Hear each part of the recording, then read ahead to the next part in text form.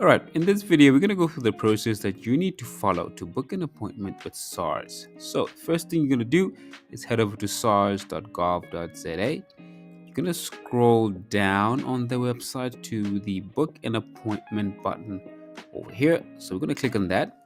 After we click on that, it'll open the SARS branch e-booking system. What you would see in front of you is a couple of options that you can pick from. So if you're an individual going in by yourself, requesting for some information from SARS, then you can click on yes over there and it will open up the option for you to start filling in some more information. But if you are a company, for example, filing on behalf of your company and you're looking to get some information, then you can click on that and it'll do the same thing.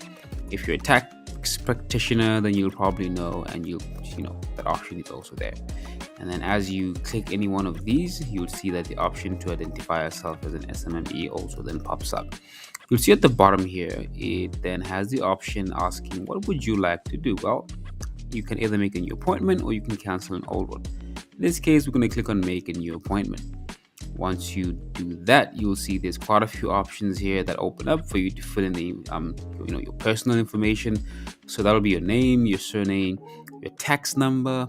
For example, if you get an IRP5 document from your company, you should be able to get your tax number from there. Otherwise, at this point, I'd assume you already have your tax number handy, so you'll capture that there. Your ID number. Once you insert the ID number, it actually will gray this out, so you won't have the option to fill that in. But if you do not have a ID number and you have a passport number, you can always just use the passport number here as well.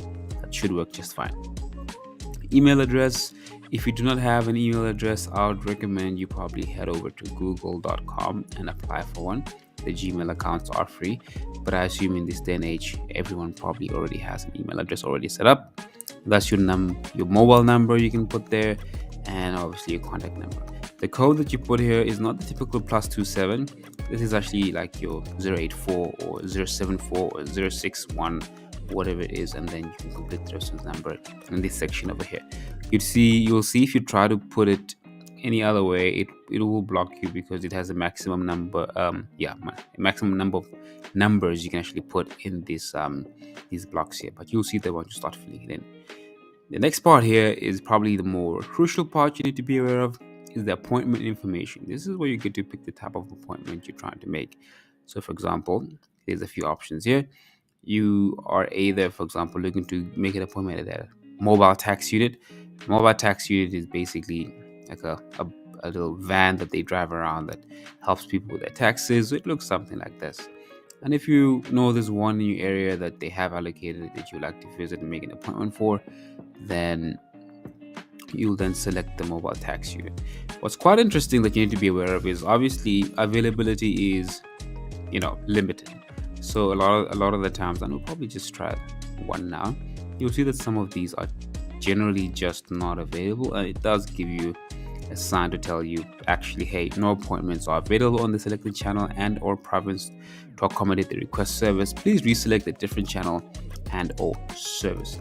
So this is just telling you, hey, by the way, where you're trying to book, we don't really have any open slots. Maybe try something else. Right, so for example, a pop-up branch, basically just going to the branch. Telephonic engagements, obviously when they call you. So if I pick that one, I'll say I want to file my tax return and I want to submit my tax return.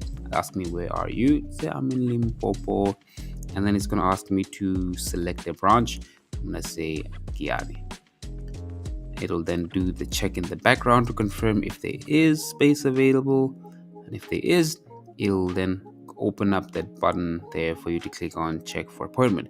So at this point, I don't really have they don't really have any blockers on this, so that means they do actually have space because we didn't really get that pop-up here.